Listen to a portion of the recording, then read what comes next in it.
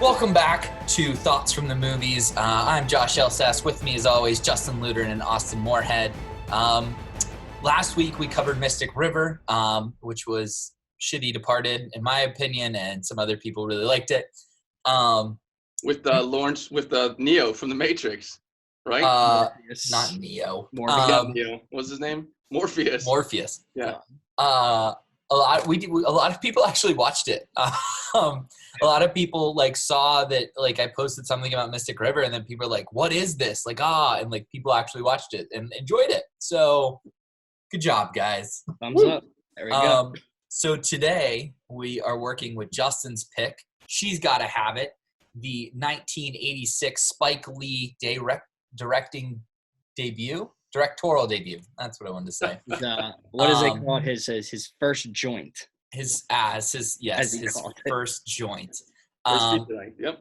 Other famous movies that Spike has done that you may know of is Jungle Fever, Malcolm X, Do the Right Thing, with a number of different amazing music videos that he did throughout the 90s and 2000s. Spike is a constant piece of pop culture who basically is always there to say, hey, don't do that, do this, that kind of thing. He's a moral compass for a lot of people. And in film world is somebody that really pushes the edges in a lot of things. So Justin, why don't you just drive this conversation, because Austin and I watched it and we're swimming a little over our heads there. So yeah, no, it's an interesting one for sure. And I think one of the reasons that I picked it had been on my list for a very long time.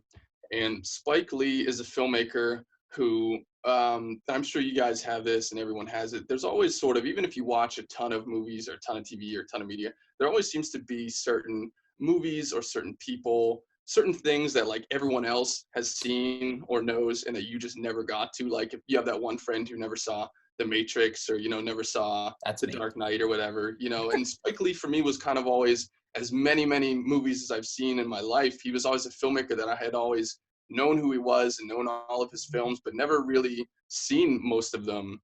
I think a lot of his bigger, most popular ones came about in the late 80s and early 90s, and some of his more recent things have not been nearly as well received until BlacKkKlansman, which was 2 years ago, I believe, 2017. Yeah. So Spike Lee was just a guy that I always knew his movies, but I just never gotten around to seeing them. So this was on Netflix, and I don't remember Do the Right Thing. I think Do the Right Thing was on there at one point, and now it might not be. But yeah, and it's always cool to see a really a really established, well-known filmmaker and go back to their first work to see kind of how it started, and especially if a lot of their other work, you can see things that sort of would happen later down the line in other movies, right? Like if you watch Christopher Nolan's first couple movies, you can see things that would later be in Interstellar or Dunkirk, and it's like bits and pieces of it, which is really cool.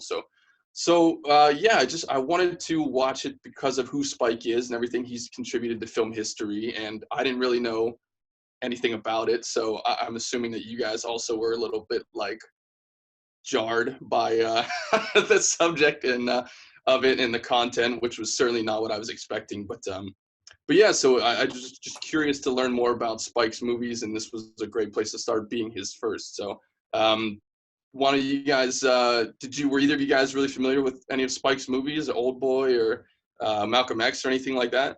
I saw Malcolm X and I saw BlacKkKlansman, and I thought those two movies were really well done. So like you said, going back to someone's original piece, especially since, boom, I didn't know this, he starred in it. So that was kind of cool to know that he participates in his own work. It was interesting, to say the least.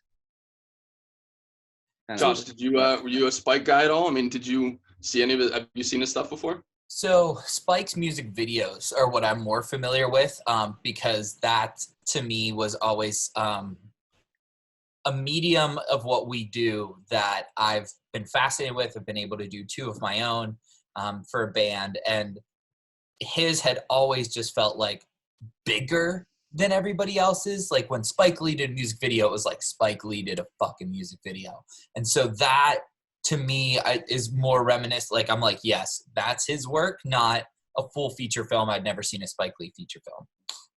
Interesting. Yeah. And that's actually, that's not uncommon for a lot of directors to get their start in music videos. Michael Bay was that way. F. Gary Gray was that way. So yeah, a lot of guys tend to start Hang in the the fuck video. on. Computer What? just blows up. Michael Bay music videos. Oh yeah, way before Bad Boys, he was doing music videos. Yeah. And that gives directors freedom to do a lot of flashier, more interesting things than, Right. a typical feature would. Well, I can't go wait to look at this stuff. Yeah, he worked with big artists too. I don't know how many explosions were in his music videos. Probably not as many. Not But enough. Oh God. yeah. There was always that funny thing I saw on YouTube. They had like it was the movie Up, but it was directed by Michael Bay, and it was the trailer, and like literally like balloons were like flying off and like exploding everywhere. I was just like, Yeah. no, don't do this to Oh, him. that sounds hilarious. I'll have to check that out.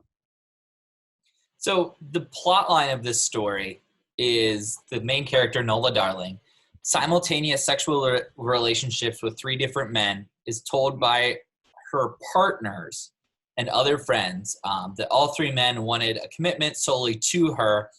Nola resists, and the cart in which they transport the storyline, and this is very rough, I believe is a documentary. Yeah, that's the first thing on my list, Josh, for bad on this is it a movie? Is it a documentary? Mm-hmm. I don't know. It's very oblivious, if that's the right word. That you don't really know what you're getting into for this. Like, I was very confused at the start of this. Yeah, it's interesting because, for those who haven't seen it, it's the story of this woman and the 3 people she's dating, but they each speak directly to the camera and are telling their sides of it and their points of view and things like that. So it's literally like this, like, this blah, blah, blah, and they're speaking directly to the camera, which is really interesting from a technical standpoint because that is something that's become more common over the years, breaking the fourth wall in a lot of popular shows and movies. Especially recently, if you think of Fleabag or House of Cards or things like that, where a character is speaking directly to the audience. And this movie came out in 1986. I don't know if that was really a thing that had been done before then, or if it was more avant-garde and he sort of really kind of took it and did it himself. Like, I can't think of any movies before that. I'm sure that there were, but I can't off the top of my head think of any movies that did that. So it did have sort of like The Graduate did. Okay. Yeah. So, but yeah, like you said, it's like, is this a documentary or is it just the way they filmed it where the characters are speaking directly to the audience, but then interacting themselves was, very like, even The Office or Modern Family, like these are techniques like a mockumentary that shows used now. And this was, 35 years ago, which is really cool. But it was also interesting to see what the characters are thinking directly because they're telling you, it's not like you have to infer things from the scene. It's interesting for the audience. So that was one of the filmmaking techniques that was really interesting, but also sort of was never explained as to who was the person that everyone was speaking to, right? And even if it was going into the psychiatrist's office or whatever, the assistant looks at the camera and like nods, go head in, and the camera moves into the office, but you never see who's operating that or figure out what the point of the story is, which is, one point that it would have been kind of nice to figure out, like, so who is recording this exactly? Like, who's the point of view of the camera? Yeah, it would have been a little bit interesting if they would have had that person come out at the beginning before anything even started. Like, we're shooting this, here we go, like kind of thing, to like give that vocal point of who's behind the camera. But yeah, it's just a big mystery. And you got to think, like, a lot of people when they first saw this probably were confused by that, being that this was essentially, like you said, the first kind of this thing. So I'm assuming that a lot of people felt gratified by it by the end, but a lot of people, I bet, walking in were very confused, because I sure was. I think another thing too, that whether it was intentional or just was lack of funding, that is not a closed set in that movie anywhere. That's very much like in an apartment that somebody owned or they were renting, And like the shots on the street were on an actual street. When he was in the park, it was in an actual park, and it was apparent. You never caught anybody looking at the camera in the background, but like the people in the background were like averse to the camera. Like they're like kind of like shielding their faces and like turning away from stuff. And was very interesting, whether that was, again, an artistic choice or just like, hey man, I'm shooting this with what I got. I'm not sure, but it definitely made it very interesting. Yeah, I think it was probably a little bit of both because, you know, the budget was only $175,000 and they shot it in 12 days. Yeah, I mean, it was microscopic, and you know, especially being someone's first feature film and being an independent. Yeah, I mean, I don't think they really had the resources to do that. And if you'll notice, Spike Lee cast a lot of his family in it in various roles. Like his sister plays the ex-roommate, and Spike is himself in it, and his dad is in it, and also did all the music for it because his dad's a jazz musician. So he pulled a lot of his friends and family in to help, which anyone who's ever made a film on their own knows that helps, you know. But yeah, and you're right, it certainly wasn't closed. But I also think that was cool because it really gave some culture and some flavor to the atmosphere of Brooklyn and of Bed-Stuy, those areas that you know, Spike grew up in and was born and raised in. So it was certainly a little bit more lively, which you know, I think it kind of worked and added a little. So the first character we're introduced to is Nola Darling herself, and one of the prettier shots of the movie, with like this beautiful African-American woman lit in silhouette, and then it kind of reveals her, and like her bed obviously to me was very meant to be metaphoric in the sense that it was an altar, right, where her disciples, if you will, came to worship her. So that was like really cool, and it established that Nola Darling, one, is our main character, but two is not, it establishes she's different, right? That she's not a normal girl, but it also puts this like allure behind her, like what is so amazing about her, like I need to know. Yeah, what's so different about her that she's saying that she's different? I like that. I dig that. Right. And so that was really cool. And then the first character we're introduced to is Jamie Overstreet. And Jamie is very sour at the beginning of his interview.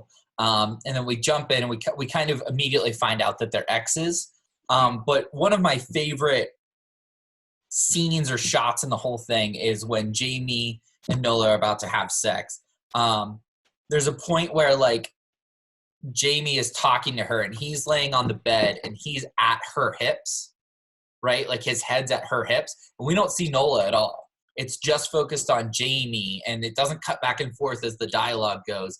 And it's like him like almost taking communion from her, if her communion, or if like the body and blood of Christ is her vagina, which is really cool.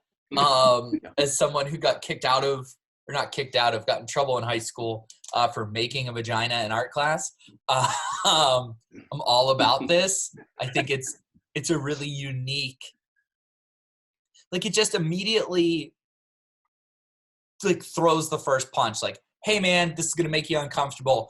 Get ready for this. This is something you've never seen before. Yep. So that, I mean, yeah. And I think that's something that Spike Lee has done in a lot of his films, because they've always either tackled something that was sort of controversial subject matter or come at something from a different point of view that's sort of supposed to invoke, you know, a little bit of that. So that sort of in-your-face style of filmmaking is something that he's done in the stuff of his that I've seen. I think that's kind of one he's known for. So, you know, to see him start his career that way and continue that all the way through has been pretty cool. Oh, yeah. Then we're introduced to, I don't think I'm going to say this right, Clorinda? Yeah, that's right, Clorinda. Okay. Clorinda, who was Nola's old roommate, and she's talking about how they've grown apart since she got this new boyfriend. So immediately we think it's the relationship between Jamie and Nola and how this changed Nola's life forever. And it seems like we're giving context with other past lovers from Nola when we meet Greer and when we meet Mars, who are the other two boyfriends in the movie. Like, as we meet them, it kind of feels like retrospectively, right? Because Greer talks about how he made Nola better, and like Mars is talking about how she's this freak, yada, yada, yada. And it's not until later in the movie that we find out that this timeline is actually like this and not like this. Yeah. Which is really fascinating to me. Why do you think he made that decision to like reveal it that late in the movie that actually all three of them are with her right now? Or did I just miss something? No, I actually like that a lot, because normally when you talk about the subject of like, I mean, even these guys being interviewed about a relationship, you think it would last how long? When the fact it's actually the span of this rather than this. And that's interesting to me a lot, because you get their feelings right then and now rather than what happens like throughout a whole course of things. I think people are like normally brutally honest at the little parts of things rather than like going on at a distance. So to me, very interesting. Very interesting for that fact. What about you, Justin?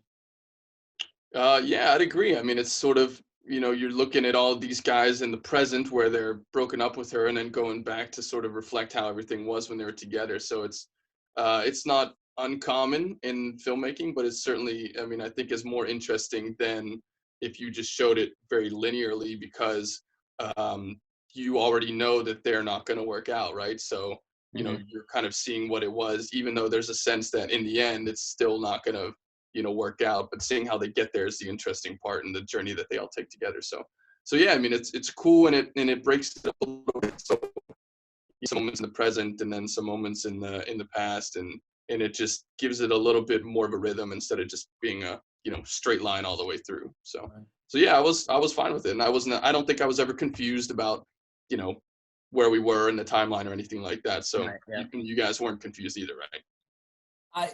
It felt like a bit of a reveal to me that they were all dating her at the same time, but I wasn't confused by it.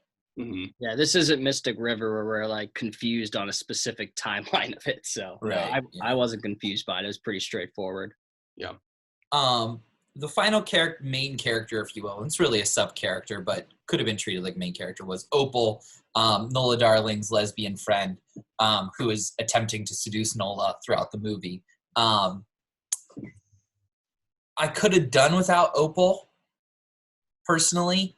I like that what it shows about Nola is that she's not a sex maniac necessarily, because if she was, she would totally have just engaged with Opal. But Right. that she is looking for something, it's just we're not sure what. Mm-hmm. I think I 100% agree with you on Opal. I don't think that she needed to be there. Like, I was confused as to what her purpose overall in the story was, because I think she only had the two scenes, where the first is when she is in Nola's room and Jamie shows up. Yeah. And then there's the scene at the end where she tries to, like hook up with her, and Nola's not having it, right? And I think those are the only two scenes that she's in, and I don't think she added anything to the story, right? Because the story is about Nola and the three boyfriends that she had and not being able to choose between them. So to have this random lesbian also trying to get in on the act, I don't know. I didn't get anything out of that. I would have just cut it. No, I enjoy for the fact that they included it mainly probably to broaden the sexuality of it. I think maybe that's why they did it. Right. But overall, maybe it was sort of not personally character development for Opal, but character development for Nola, and the fact that I think that scene comes like right after like Mars was telling us about how like much of a freak she was. So maybe that was put in there to contrast that. Maybe that's what I'm taking from it. It's a great point. This is also the scene where we meet Opal and Opal and Jamie kind of have their standoff. I made a note. This feels like a play with a camera, not a movie. Yeah. there's not as many like reaction shots and cutaway shots. And if they only shot it in 12 days, I understand why he couldn't really film coverage as much as maybe a normal movie would.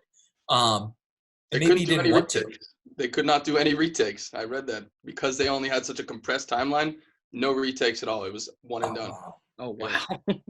So that was, as long as they got through the line, that was the take they used. I believe so. Yeah. Wow. They didn't have the time or the budget to do any other coverage or pickups or anything like that. So. Yeah, I mean, I think if anything, that's where this movie suffers. Like, I think it's what makes it stand out, but it also, like, I made a note, and even like Anastasia was like in and out watching it. I was like, this is a clever script, abrasive content, black and white for no reason other than to have some weird random dance scene in color, intentional camera work, and wannabe actors. But if the actors didn't get a second shot at stuff, you know what I mean? That's not necessarily their fault. Yeah. I said this feels, and I mean this in the most complimentary manner, a good senior project. I totally agree with you. Yeah, and I was thinking that a lot of the way through the film. And I don't want to be too critical because it was his first feature, right? So it was the first movie the guy ever made. So, but there's certainly an element of like, this is a really awesome student film. You know, like certain parts of it felt really phenomenally well done. I love the camera movement. I love a lot of the music. There were a lot of elements that were really cool, but a lot, I think, of the acting felt like people who weren't real actors, and they were just more of like sort of amateurs, you know, like the dialogue, it felt like everyone was just rushing through it, and it was going very fast paced, and there wasn't any pauses or any sort of dramatic beats. It was just kind of like people going through their lines very quickly, and, you know, certain parts felt overacted, especially the Greer character, which that was probably a bit of, you know, who his character was, but that certainly felt a little theatrical. And I 100% agree with you in that this felt like a really, like just a step above a really great student film, you know? Yeah. So it's kind of interesting because it's not, like, it's his first feature film that made it to theaters, but it's not his first release. So he had done 4 shorts before this, and then a thing called Joe's Bed-Stuy Barbershop, We Cut Heads, which was a full-length film, but was not released, you know, very far. So it's interesting to me because it's not necessarily like, it's not like John Hughes doing like 16 Candles, right? Where it's like his first directorial debut, period, right? It's like his first scaled up version of making a movie, which really doesn't even sound that scaled up. It's just, I would love to talk to him about the decisions and why he made some of them, or if they were intentional, or if they were just simply, you know, symptoms of the time and everything. You know what I mean? Like which decisions are you thinking about? Any like, particular? So this really bothers me. Only like 3 of these actors went on to do anything else. Okay. I'm sorry. I don't even, yeah, barely. And so, like, I understand, like, going with, like, some, you know, younger actors and people who really are reflective of what you're trying to convey. But Spike Lee, to me, outshines all of them, and he's a B character. If anything, he's the C of the boyfriends, right? Like, it's Jamie, Greer, and then Mars.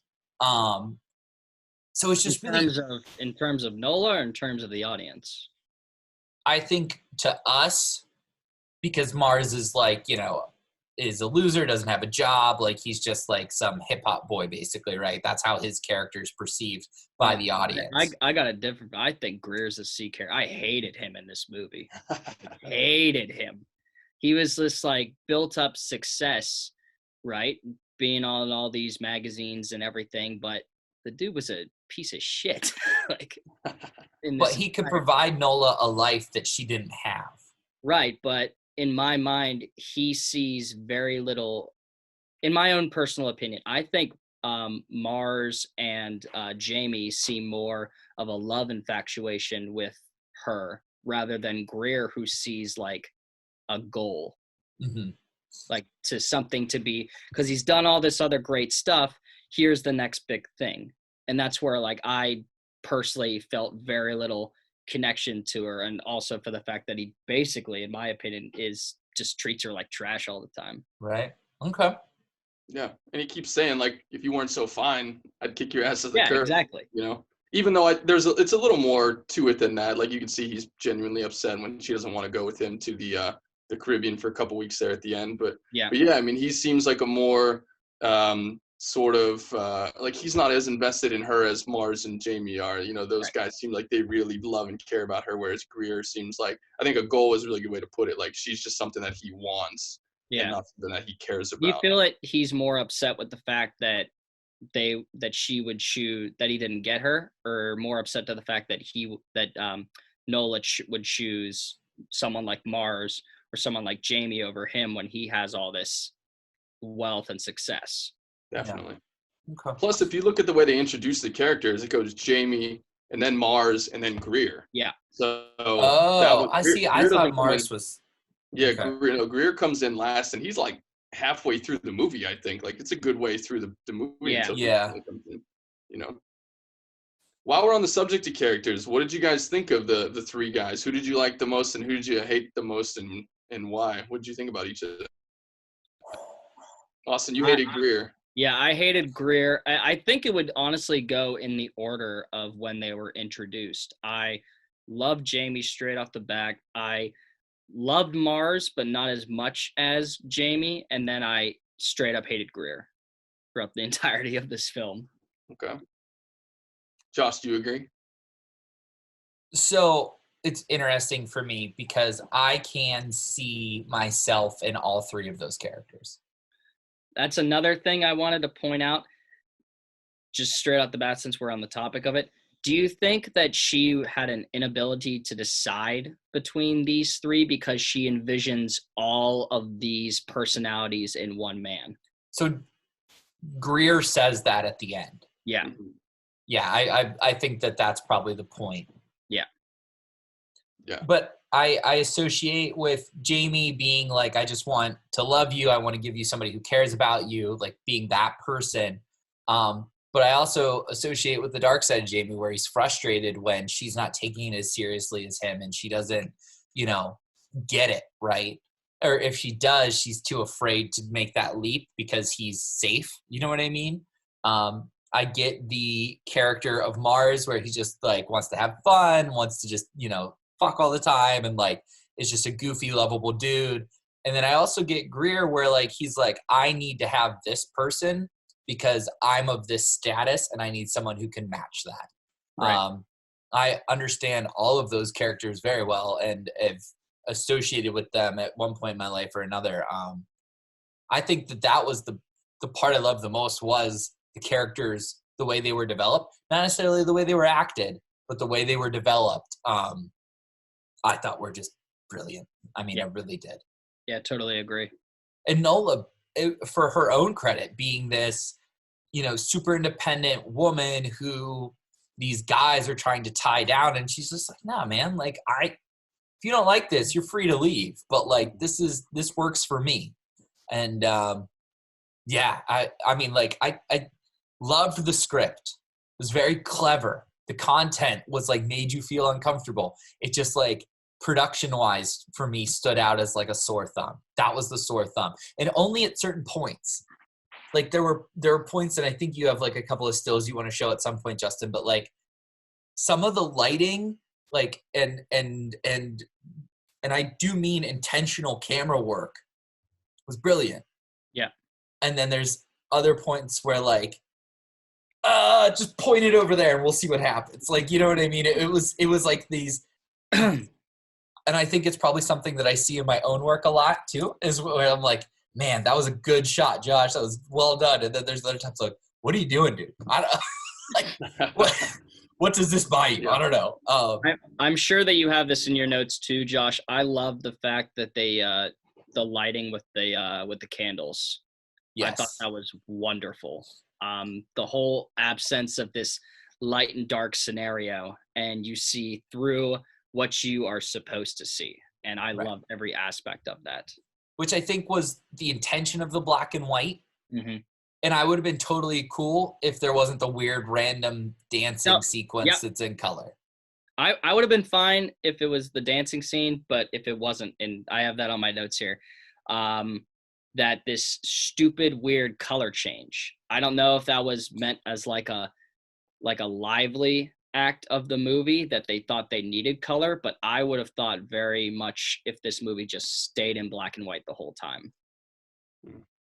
I don't know, Justin, you could agree or disagree on that. I don't know. What's your take on that? Yeah, no, well, with the color scene in particular, and I do want to, I'll get to the other aspects of the production in a minute, but yeah, for the color scene in particular, I thought the scene itself was very, very beautiful. Mhm. Like, I'm a big color guy. I love vibrant colors and all the different things you can do psychologically with colors, really interesting. But I thought it looked great and it really popped. But it was confusing as to why that one specific scene was in color. Like, she clicks her heels 3 times like she's in Wizard of Oz, right? And then it goes from black and white to color. Yeah, I did get Really that. the I was reverse, like, huh.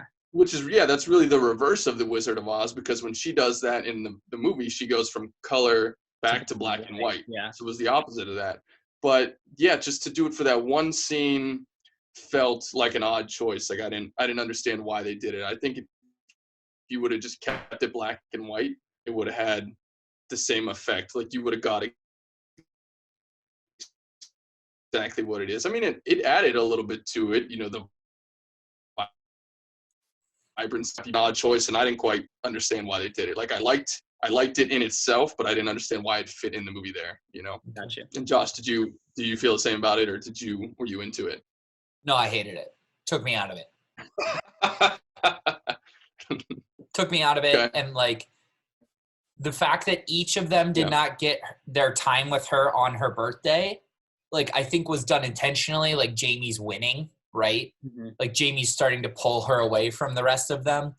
But also, like, I would have loved to see the Mars and the Greer birthdays. Because I'm I sure would've they at would have least- done whatever for her, too. I would have at least liked to, if you're going to go with the color scene for Jamie, I would have liked to see the color scene for Mars, and I would have liked to see the color scene for Greer, but we didn't get that. So, Or like Jamie's bright, vibrant colors because he's over the top with this birthday celebration that he can't afford, that he's just trying to impress her with. And then maybe like Greer's is like a little bit less saturated. And then Yeah. Mars's is even a little less saturated, or, however the order goes at that point. And then we're back to black and white after her birthday. Like that would have been cool. And now that we're talking about it, like I'm starting to understand why, right? Like he's making her feel so special that it's like she's transported to a new world on her birthday. But I don't know that I don't feel like we were attached enough to those characters yet for that to happen. Yeah, I feel like we could have done a little bit more time, and then when that color scene picked up, maybe we would have felt a little bit something more. It didn't quite take me out of it. I understood why they did it. I just didn't agree with it. And you guys, and overall, so the choice with black and white, you said sometimes you liked it and sometimes you didn't. I mean, from a filmmaking and aesthetic standpoint, overall, what were your reactions to the black and white thing? Because I honestly, I didn't know the movie was going to be in black and white until I started it. I mean, I dug it for the fact that a lot of it took place with like the pictures at the beginning. I really liked, and that's a note that I put. I love the different pictures that were taken before the story even began. This was going to tell you that it was like a nitty-gritty time period with the color aspect of it being black and white. I really enjoyed that because in my personal opinion, you can tell a lot of based on a person by the color choices that they have, like what they wear for clothing and everything. And I think the way they did that was that they started everybody with a blank slate of black and white so that you would have to approach your development with these characters later on. And that's something that I took personally from it, and I actually really enjoyed. Okay. Yeah. Okay, Austin. Yes. Shit. Production stuff. Let's go. Austin's killing it. I guess I can't escape the technical reasoning behind it. So like I get it that he maybe didn't have the lights he would have wanted, right? To create the dark shadows that he uses to tell a story, right? So by making it black and white, you buy yourself a lot of wiggle room that way, because your blacks are going to be black and your whites are going to be white, and there's only going to be a little bit of gray, versus a color spectrum where like if that shadow isn't strong enough and like something's leaking through, like let's say the table behind them is red, you're going to notice the red table on a shadow. Yeah. So I feel like the black and white was not intentional to make the story better, but intentional to help with the low budget production. Okay. But I like Austin's explanation for it, and I feel like subconsciously that impacted me, that I wasn't able to like just kind of go off of, their, like, because Mars would have been really loud, right? We would imagine his clothes would be very bright. Very and Greer loud, would look very, flashy, very slick and, satins, and Jamie would look very plain, which you can kind of tell by looking at them, but it doesn't stick out as a sore thumb or as brightly as if it would be in color. Yeah. So Austin, I think you're spot on. Sweet. Justin, thoughts on the black and white? I really loved it. I'll be honest. I thought it was great. It reminded me, if you take the black and white element of it and that jazzy old school soundtrack, it reminded me of like a new wave film. I thought it was amazing. It just had this old school feel to it, like it was, one of the movies from the 50s or 60s that was a little bit more experimental and really on the independent spectrum. And I think that's the kind of filmmaker Spike's always been, but it felt like he was taking it and presenting it more as a callback to some of the films that influenced him. It sort of took it, if you would have presented it in color, it would have cemented it in the moment of 1986 a little bit more, I think, when you do black and white. Yeah.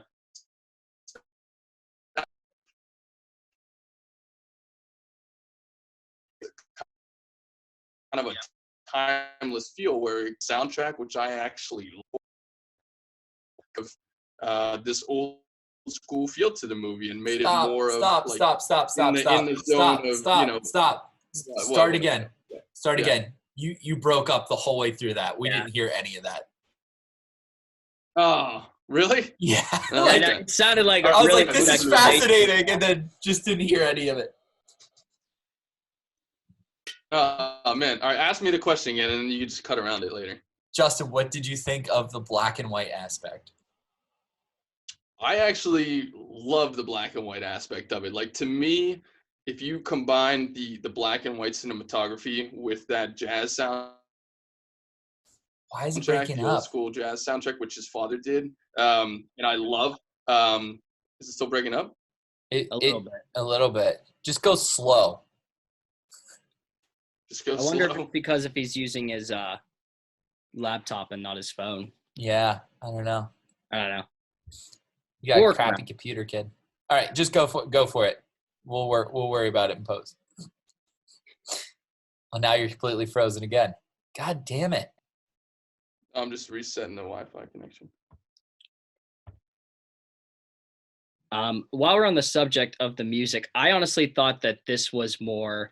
I felt more with this associated with New Orleans than New York City at some points in this movie with the music and the color aspect of it. I don't like location. You could obviously tell, but to me, like when the music's playing, I'm getting that like jazz vibe. I'm talking like I should be like having a plate of jambalaya in front of me. Like this is like good like New Orleans feeling to me. I don't know if you guys thought that, but No, I didn't get that at all. No. But to me, I've always, I kind of feel like I get what you're saying with jazz and New Orleans kind of associate with each other. But for me, there's always something about just like the idea of walking down a New York street under the street lamp with that saxophone behind you. I don't know. That's Yeah. always been sort of like an iconic thing. And I know Jay-Z uses a lot of those types of instruments, sort of the big band, trumpets and saxophones and things in his music. And that kind of creates the atmosphere of New York in the background. So I get what you're saying, but yeah, there's just something I've always imagined about New York and, walking down that street at night with the trumpet,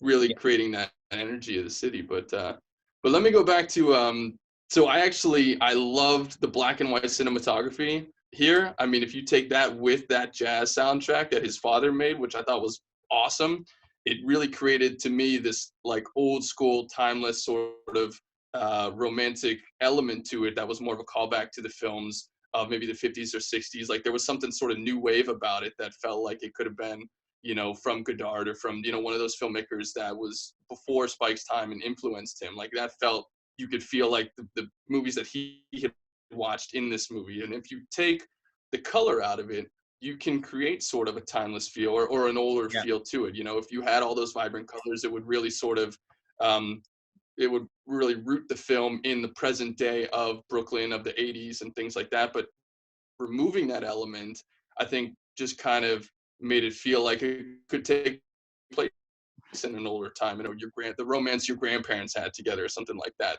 Yeah. That's kind of like a black and white world that this could have existed in. So I thought the black and white was awesome. I just felt that it added to, this could be a really independent film from decades before it actually happened. Like it just felt like a cool callback from Spike to the films that he had watched growing up and that influenced him. So yeah, I really loved it. And I want to talk about going off of that. I want to pull up a couple images here and just show you like, and you shoot a movie in black and white, obviously contrast is a big thing, difference between the blacks and the whites. And there were certain elements of this movie that I really just thought it was fucking beautifully awesome done. Like, certain scenes like Josh said were not as great and a little bit more uneven, but there were just every now and then that this image would pop up in the way that the camera was framing people or the way that the balance was between the black and the white that just really, I couldn't stop staring at it. So I'm going to try to bring a couple images here from my computer. And let's see. So can you guys see this? Yep, we sure can. Yeah. So this is the first scene early on in the film. This is when Greer and Nola are having sex. And this is one of the first ones that jumped out to me. If you look at the two of them, their bodies together against the backdrop of the bed, how it's framed, like the two of them, the black mass in the middle of this white bed frame, I thought really stood out. And then especially if you have the hardwood floor, which is black, and then on the left side, it's the bed frame, which is a little bit lighter. The contrast in this scene was very popping. And especially as they're making love on the bed and as they're jumping around, it's still like the two of them stand out so much against that white bed. I was really, that's the contrast. Here's another one that I thought was really cool and really simple and subtle, but this is the psychiatrist, right? So there's a scene where the psychiatrist is talking to Nola, and this is her, and then this is Nola, right? So I'm gonna go back and forth. If you look at the way this shot is, look at the top half of this shot, sort of where the typewriter meets the desk, and like above that, it's mostly white, and her black body is right in the middle, balancing that out, right?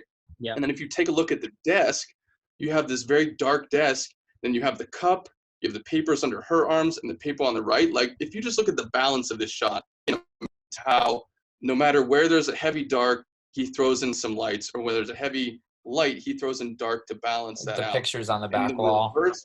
And the reverse of this shot is essentially this, where you have a lot of dark on the bottom half of this, and that's balanced by her white jacket. And then the top half of the frame is very white, but it's balanced by the darkness of her skin. Like, it's just phenomenally balanced color-wise and with the blacks and the whites, which I just thought was so interesting, especially when you're going back and forth, where this being is black against the white backdrop, and then she's more heavily in the white versus the dark backdrop. That was really cool to me to see those intercut with each other. Well, and even the therapist is in all black and Nola's in all white is its own, expression on how Nola feels at this point, where she's kind of being told that she's normal, right? Yeah. After everyone tells her she's not, like the therapist is like, no, you're fine. So like, if the therapist is the black and white of truth, or is the black of truth, because truth, or black doesn't waver, right? black is black is black. It kills all other color. It kills all light. So any type of like, I can't think of a fancy word to use here, but anytime she's questioning herself, this therapist is like, absolutely not. You're fine. You're fine. And we can almost use the white as a symbol of she's letting all these people come through her because white can be shined through, right? It's really interesting. I didn't even pick this up when I was watching it. This is great. Yeah, that was a really cool back and forth, I thought. And then this might have been my favorite one of all of them. This is the Thanksgiving dinner scene. This is the best scene in the whole movie. This was maybe the best scene. But if you look at the blacks and whites in this photo, and if you split this photo right down the middle, it would be perfectly symmetrical if you fold it. You have, look at the background is all dark pretty much, right? For the most part. Then you have this big white table breaking that up in the center of the frame. You have Jamie and Mars, both white on top, regular, they're black skin, and then the white shirt and then the black pants, right? So there's the balance there. And then you have Greer in the background, who's mostly all black. Like, I just thought the way that he balanced this shot, where it feels like there's an even amount of lights and darks, but it's spread out enough in such an interesting way that it doesn't feel like one side is heavier than the other, or it's, the top is heavier than the bottom. Like, it just feels like a perfect balance. And if you draw right down the middle of this picture and folded it over itself, it would be perfectly symmetrical. Yeah, so, I'm like blocking it out now. I'm like looking at it. Yeah.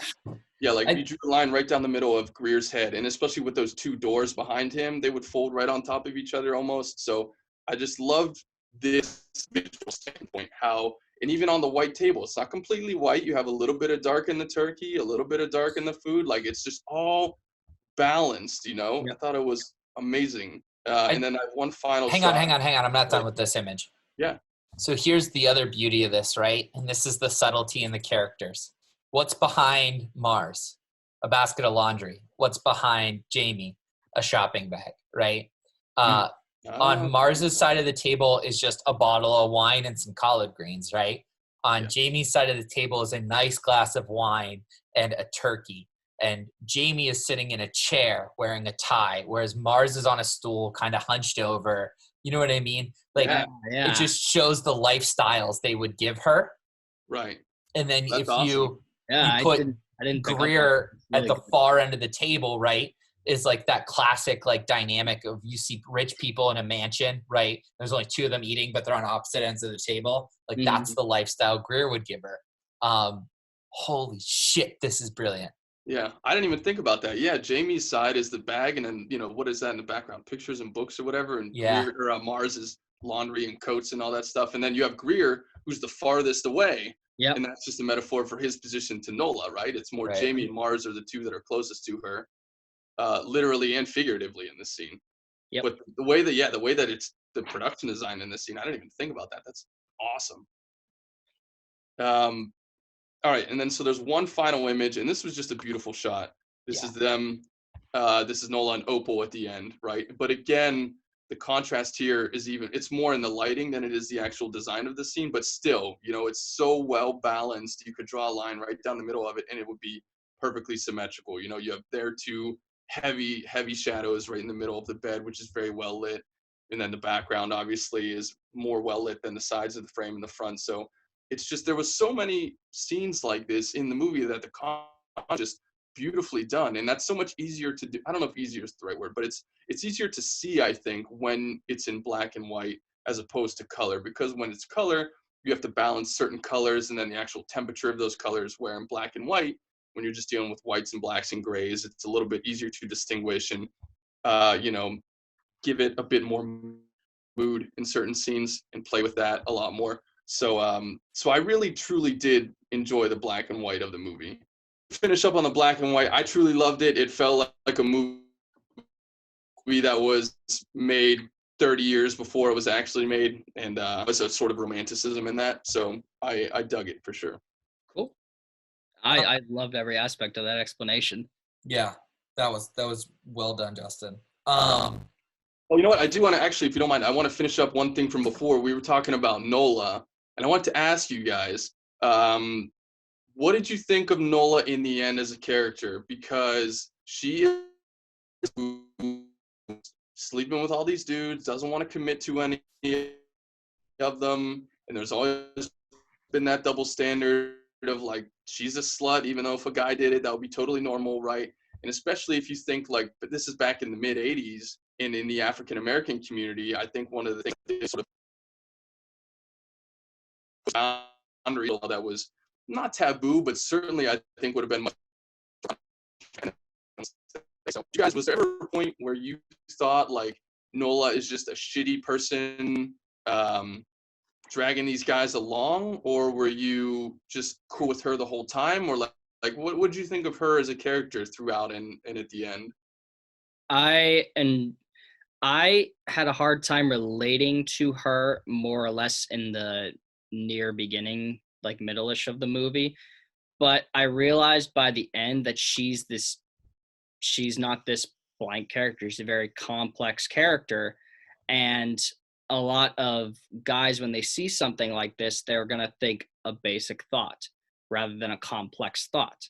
So in my interpretation of it, it took me a while, but the ending scene really like, I wasn't a fan of it at first, but it's grown on me since I've watched the film, that we don't need to be, tied down to anybody. It's my body, it's my right, and this is what I'm gonna do with it, kind of thing. So, what about you, Josh? What do you got?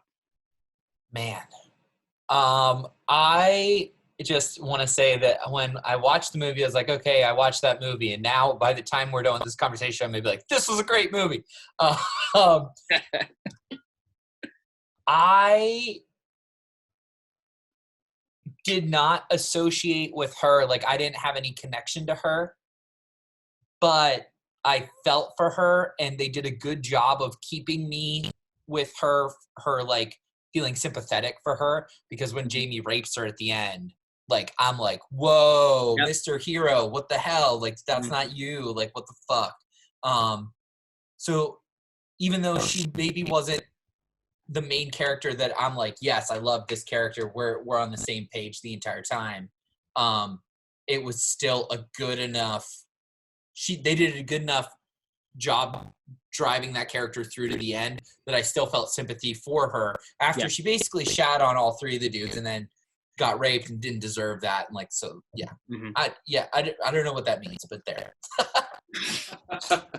No, yeah, that says something there. I think Austin hit the nail on the head here. Like for the most of the movie, I was kind of like against Nola as a character. I thought she was just being shitty by kind of stringing all these guys along. And then her final speech at the end about how I'm going to live my life and I don't want to be tied down and that's what I want to do. If you don't like it, then fine. You don't have to like it. Like that just tied everything together for me so well, where I'm like, man, why was I judging her for being shitty when she was just living her life the way she wanted to live it? And she was very clear with all of these guys, It reminded me a lot of, even though it's a very different movie, it reminded me of 500 Days of Summer. If you remember, you guys saw that movie. Summer and Tom don't end up together, and she's very clear with him that she doesn't want to be in a relationship, and he always kind of holds out the hope that she'll choose him, and she doesn't, and she's like, this is just what I want to do right now, and I'm sorry if I don't want more, but yeah, so like there were times in the movie where I'm like, man, Nola's just being really shitty to these guys, and she should just pick one. But then at the end, when she had that speech, I thought that was brilliant, and it really made me think like, you know what? She's not doing anything wrong. She's just living her life, and there's nothing wrong with that at all, Yep. I totally agree with that. I'm just kind of going back over my notes because we're kind of at the end of the movie now anyway.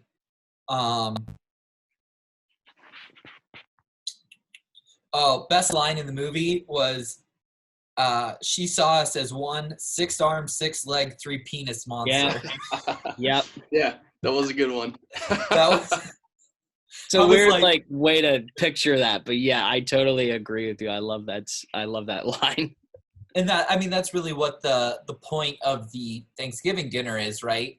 Is that she does see them as one person, like she really does, and that's why she wanted them all there, because of course they would all be there. She loves all of them equally. Like it's this really bizarre kind of scenario.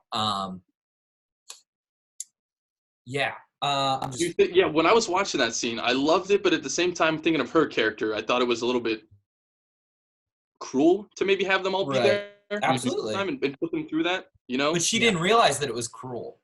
That's the point. Yeah. She thought it was normal.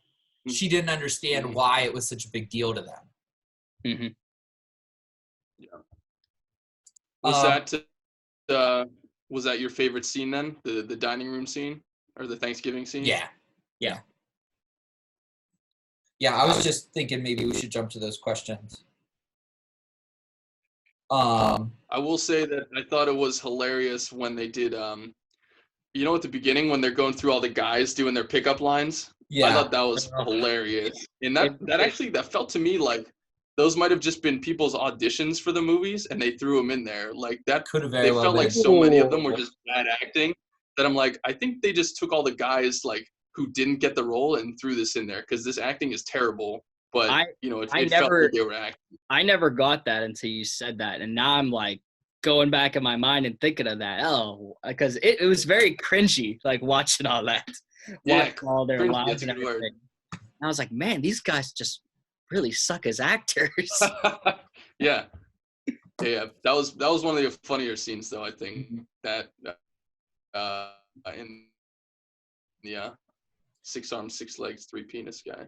But I think. How did you guys think of Spike? Ahead. What did you think of Spike as Mars? Did you guys like Spike as Mars? Yeah. So, spoiler alert for the questions. He was my favorite actor in the movie. Yeah. Hands down. Nice. He agreed. Nailed that character. Yeah. Well, he is that character, but he nailed it. You know what I mean? I mean, it was one and one in the same. But I think some important things I want to touch on before we jump to the questions at the end. So after Jamie's like, it's over. I'm seeing another girl. It's me. You know what I mean? Like, you need to pick me if it's going to happen. I'm glad he wasn't bluffing. I'm glad that we got to see him with the other girl because that gave legitimacy to him and almost also gives – there's never a reason to rape somebody, but it explains why he acted so dramatically during that scene when she calls him and he's literally in bed with his new girlfriend and he goes over there anyway and all she wants to do is fuck him. But Jamie doesn't understand that's how she's going to feel better and be able to tell him eventually, like, no, I love you. I want to be with you versus, him just blowing it out of proportion and overreacting and doing what he did. Yeah. I really like that part of it.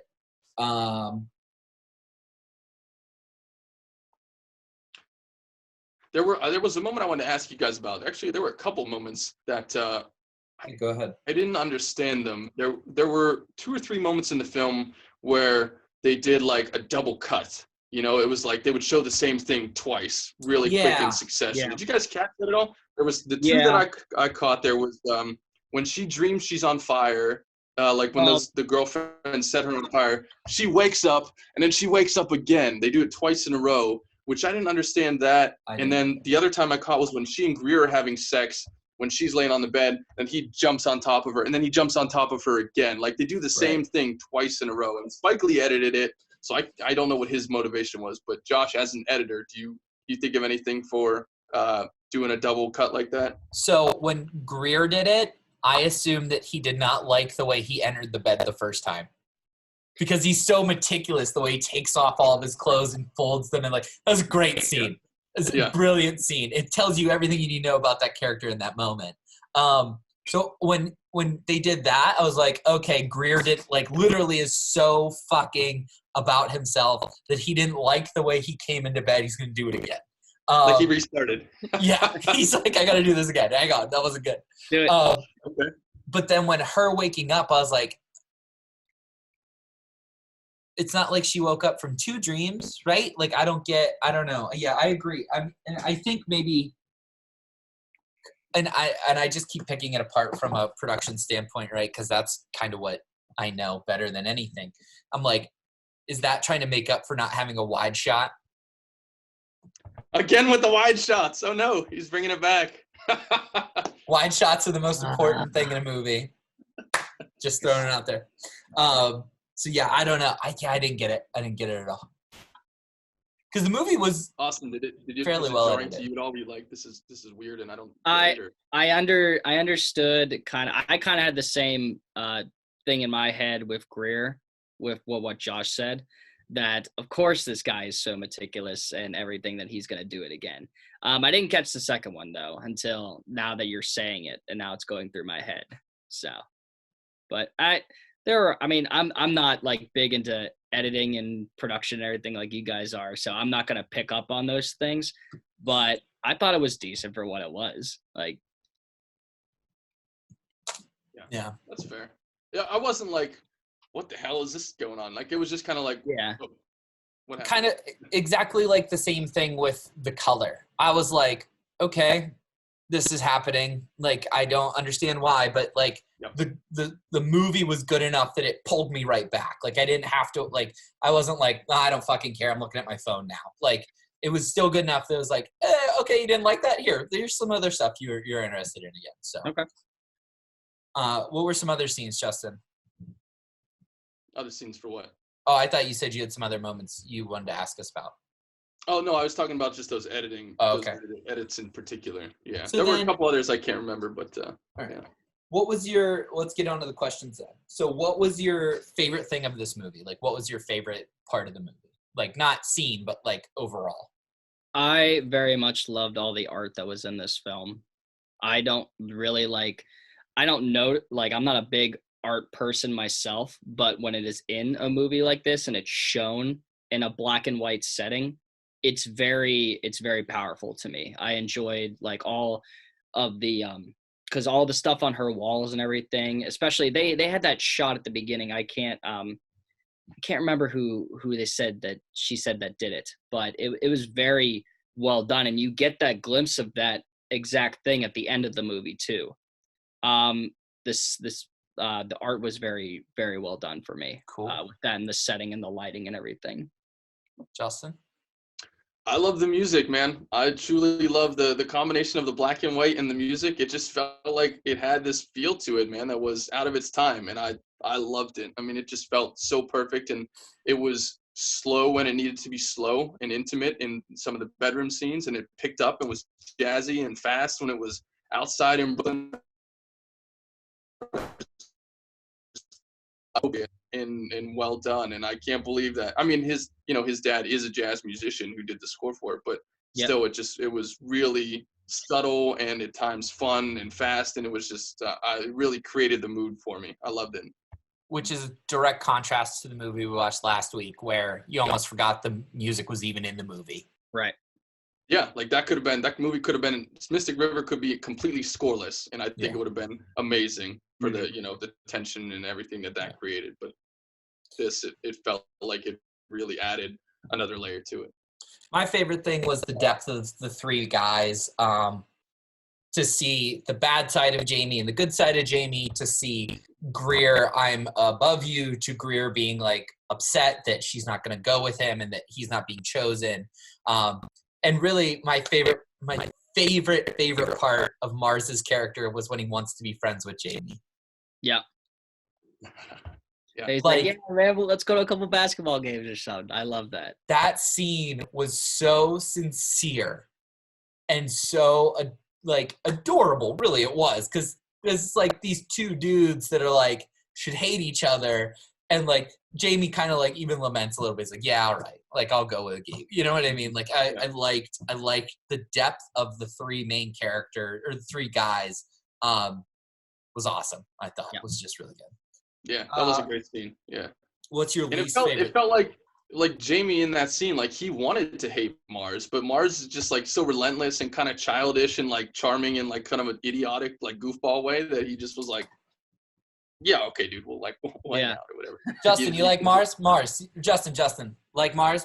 Did you like Justin? Did you like Mars? Yeah. Justin, baby, come on, baby, did you like please, Mars? Baby. Yeah. Come on, baby, please, baby, please. Okay.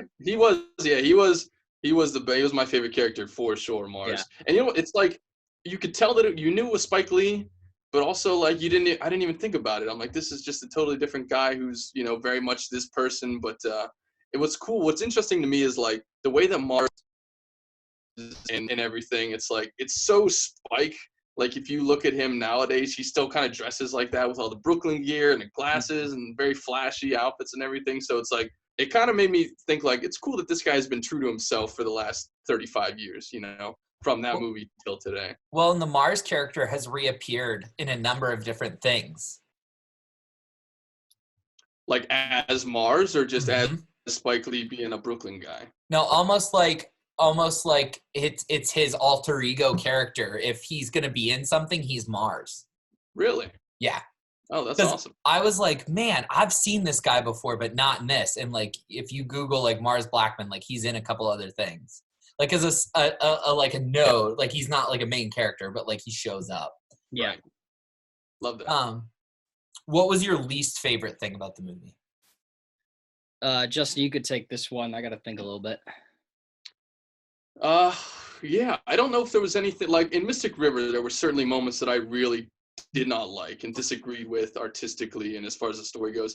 This one, I don't think there was anything that was really too jarringly awful about it. And again, I hate to be too critical of it because it was Spike's first, feature, like his real actual attempted filmmaking. So, he definitely did more than I could have ever done.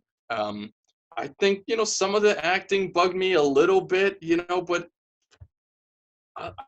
anything jarringly, like I blatant did not like that about this movie, I'm not saying the whole thing was fucking awesome, but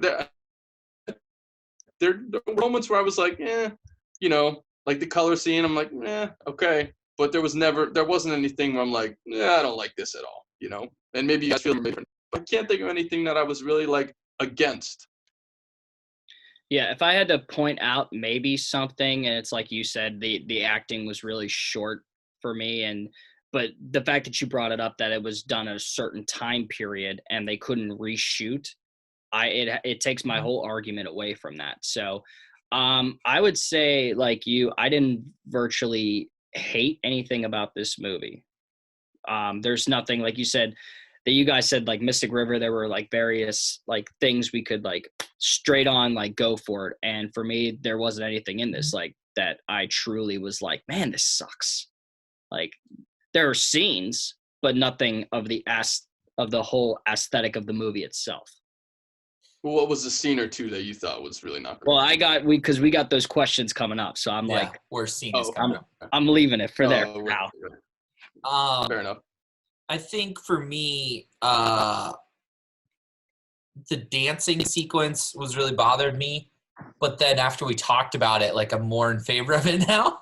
And I feel like a lot of the things I didn't like, we have, like Austin just said, we've discussed it to a point where like, oh, I didn't even think about that. Like that gives it some context. So yeah, I mean, no, there's nothing in here for me where I'm like, this was bad.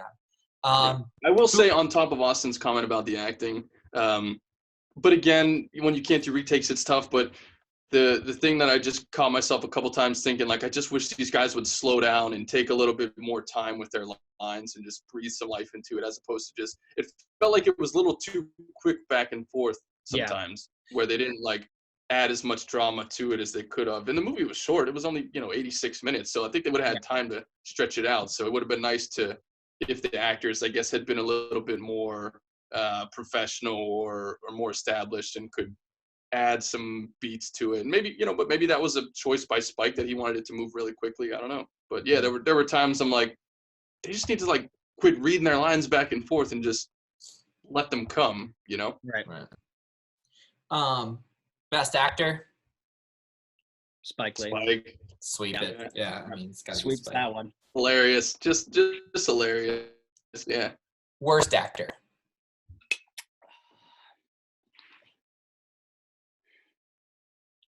I'm gonna. This is like worst acting or person. Yeah, no, he was that's what I'm going off of. Is this like the worst actor in the film as a spot of acting, or as worst actor that is like from the movie standpoint? I think it's like worst actor that you would recast. Opal. Straight up. Spike Lee's sister. You're just like, Spike, you were great. Your sister's garbage. No. His sister was the old roommate.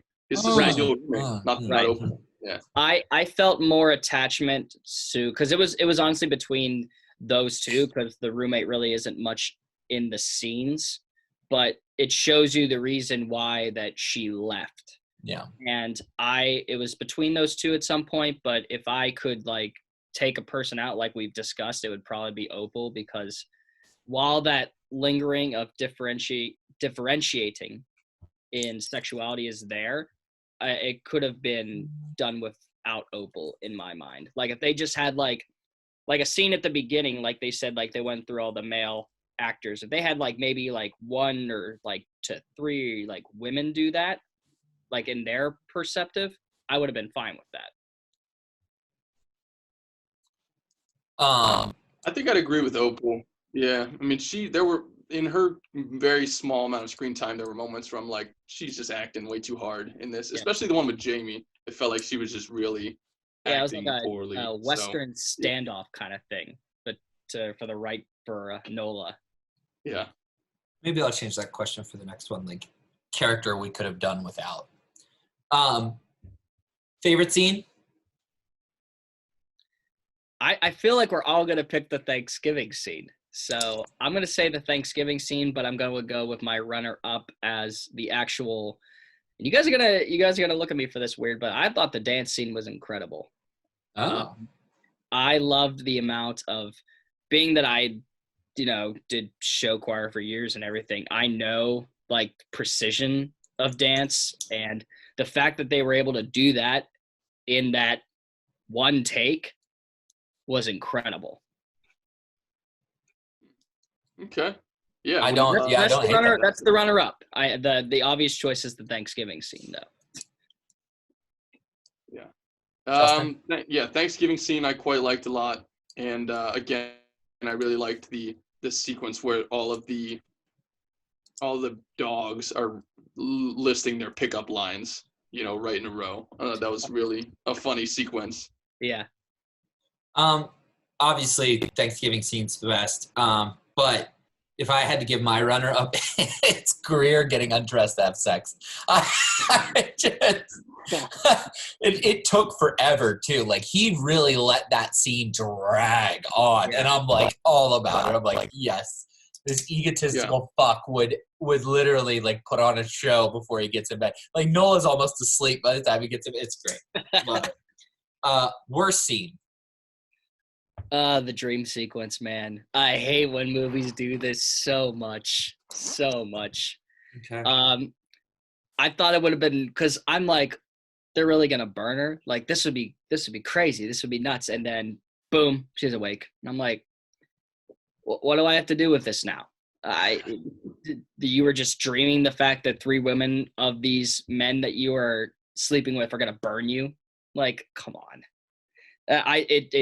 All the dream sequences in movies take me out of it for that, man. Like I hate it. I hate when movies do that. I was confused about the dream sequence actually. Like I guess that was her subconscious, like her guilt about it, right? About dating 3 guys at once. But who were those women? Like each one was supposedly a girlfriend of the guy, but like were they real, or did she just completely make them up? Like I think she just completely made them up, right? Yeah. Like I'm just like, where did these people come from all of a sudden? It felt a little out of place, yeah. My least favorite scene, and that wasn't my least favorite scene. I would say my least favorite scene off the top of my head, because I can't think of any I truly hated, but the scene where Opal and Jamie are arguing over Nola, I was really disinterested in, just because I thought that the acting was very poor. It was just bad, I thought, and it was so distractingly like cringy that I'm like, yeah, I don't want to just let this scene die. That was also one of the scenes where I felt like the camera was not on purpose. Yeah. Like it just kind of felt like he's like, I gotta get all this in here. Like he's like, I feel like this is an important part of the movie, and we could have done without it. That's also my worst scene. Recast one character. And always, we can, spin out the thread a little bit and kind of, like Austin had. Who'd you have in Mystic River? Jude Law or somebody? Yeah, I had Jake Gyllenhaal for that movie. Jake G. Yeah. I don't know, man. This is a tough one. Yeah, I mean, and it's weird because all of them like you said, Josh, none of them have really gone on to do anything. So we know that none of them ended up becoming established actors or anything like Right. that. Even though I thought that they all played their roles very well. You know, Right. Jamie and Spike and Greer's character and all that. I have one, and maybe off And the top even of my head, but Go ahead. Who's that? I'd recast Greer's character and have him be Eddie Murphy. Oh man, If we're making an all-star version, yep. The first scene where I meet Greer, I'm doing a double take, and I'm like, "Is that Eddie Murphy?" And that's just where I get from it. I think he'd be a little bit more dynamic in the role with it if it were him. I agree. Justin, do you have any? Oh, do you have any? Yeah. To the next level, like he would just would have taken Greer into the stratosphere. I would just, I don't think I'd recast. I would just take Opal out. Like I just didn't need her in the movie at all. You know, like she didn't do anything for me, really all that much. And you know what? I think there's something about Nola, the actress that played Nola, that is, I don't want to say bugs me, but I can't put my finger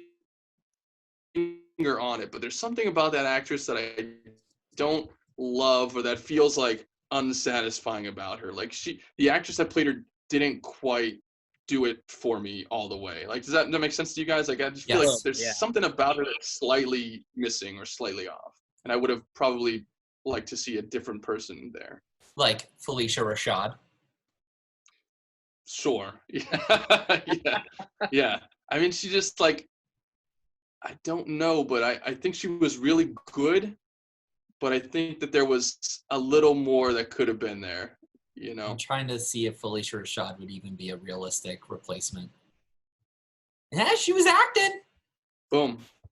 There you go. All right, so we've changed Greer to Eddie Murphy, Nola to Felicia Rashad. So it means we got to change Greer, and Denzel Washington's a no-brainer. So, well, for Jamie? Yeah.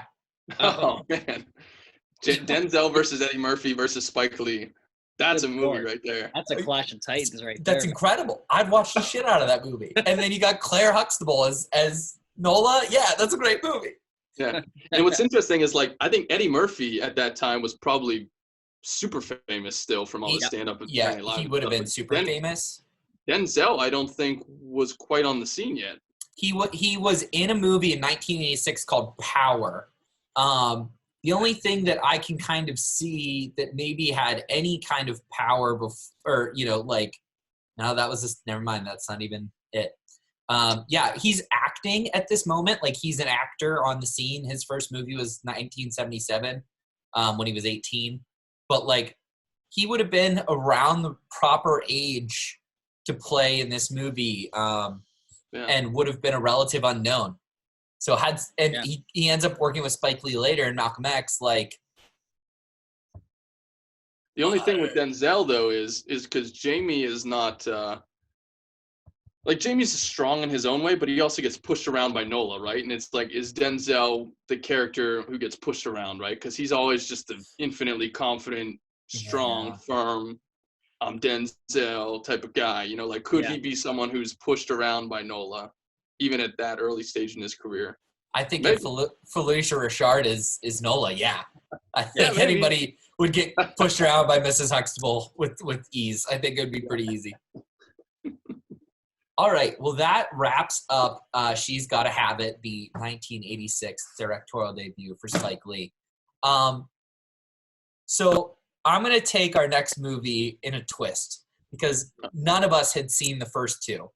And as Justin was saying at the beginning of this, that you always have that friend that hasn't seen the classics, and that's always me. So we're going to do Goodfellas. Goodfellas. You've never seen Goodfellas? I've never seen it. So good. Scorsese at his best, obviously, and just his whole cast of characters and actors that he has. I'll be excited to watch it, and I think it'll be fun for you guys to go back and really pick it apart because you already know it. So hopefully you'll be able to find some of the cool little details like Justin did with some of those stills, because I think it's an Oscar nominated movie. It's a movie that definitely deserves a lot of attention, and I think it'll be good. Yep. So before we close out, we did forget our overall grade of this. Oh yes, thank you, Austin. What was your overall score, Austin? Oh, now you're just putting me on the spot. He's like, wait, you didn't ask me the question. Oh wait, I don't know. Wow. I'm going with a solid. I'm gonna do I hate to do a decimal system like you, Josh, but I'm going with a solid probably 8.9 on this one. Wow, 8.9. Yeah. Higher than It Mystic River. takes a lot to get me to like in the 9-10 range, and this one was good enough where it's just about there. So I'm gonna go 8.9. Yeah, I mean, Wow, it wasn't that's very Lion surprising. King or Jurassic Park, so. But you had Mystic River at what, like a 7 or 7.5 or something, right? I had it at a 7. Oh, okay. But If I'd still, go, Austin, I'd probably go you're back putting and this change above it. Mystic River. Yeah, well, it's above that. Yeah. Okay, cool. Fair enough. I'm giving this one, what did I give? I had Mystic River at an 8.5, 8.5. I think this is a little below that. I'm going to have this one at a 7.5. I think it was a fantastic first time first feature by Spike Lee. And there's so many good things about it. And, just by the nature of the type of film that it was, very low budget, very short shoot, first type of thing. And, I think Spike now going back to make this, it'd be 10 out of 10. And Spike making his first movie, I give it a solid 7.5, 7.5. Yeah, I think so. I had Mystic River at a 7 something, and Mystic River to me had a lot more good production value to it than this. The production value of this is going to be what kills it for me. There's parts of it that are beautiful, but there's parts of it that are just like look like somebody that doesn't know what they're doing trying to get a scene. I'm going to go with, I had Mystic River at like a 7, so I'm going to say like a 6.9. Like it's a really good senior project. It's a really good senior project. But yeah. All right, so Goodfellas is your homework, and who knows when we'll discuss that at some point next week because we'll still be in the quarantine. Sounds good. Appreciate you guys watching. I'm glad you got a little bit out of it. So maybe now you'll go watch a couple other Spike's movies. I think I definitely am. So. All right. Adios. Thanks for watching, everybody. Thanks, guys. Yeah. Next time.